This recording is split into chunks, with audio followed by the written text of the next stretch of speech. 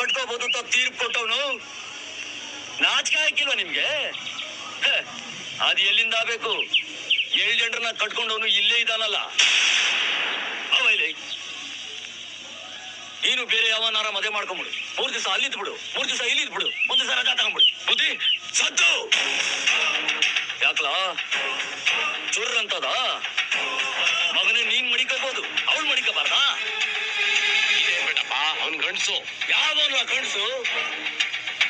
ಕೈ ಹಿಡಿದವಳನ್ನ ಕಣ್ಣೀರ್ ಹಾಕಿಸ್ದೆ ಕೊನೆ ಗಂಟ ಸಂತೋಷವಾಗಿ ಮಡಿಕತಾನಲ್ಲ ಅವನ್ ಗಂಡ್ಸು. ಕಷ್ಟನೋ ಸುಖನೋ ಅವಳ ಜೊತೆ ಬಾಳ ನಡೆಸ್ತಾನಲ್ಲ ಅವನ್ ಗಂಡ್ಸು.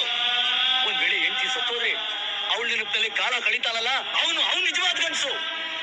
ಅದು ಬಿಟ್ಟು ಹೆಂಡತಿ ಬದುಕಿರುವಾಗ್ಲೇ ಇನ್ನೊಬ್ಬನ ಮಡಿಕೊಳ್ಳೋಕೆ ಹೋಯ್ತಾನಲ್ಲ ಅವನ್ನ ಗಂಡ್ಸು ಅಂತ ಕರೆಯಕ್ಕಿಲ್ಲ.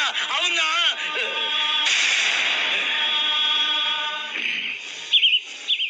ಎಲ್ಲ 2ನೇ ಮದ್ವೆ ಬೇಕಾ ನಿನ್ಗೆ? ಬೇಡ. ಬೇಕೇಲ್ಲ ನಿನ್ಗೆ 2ನೇ ಮದ್ವೆ? ಬೇಡ ಬುದ್ಧಿ. ಮಗನೇ ಹುಷಾರು, ಆ ಹೆಣ್ಮಗಿನ ಕಣ್ಣಲ್ಲಿ ನೀರೇನಾರು ಬರ್ಸಿದ್ರೆ ನಿನ್ನ ಅಡ್ಡಡ್ಡ ಸೀಳಿ ಊರ್ ಬಾಗಿಲಿಗೆ ತೋರಣ ಕಟ್ಬಿಟ್ಟೆ. ಹುಷಾರು ಹೋಗು.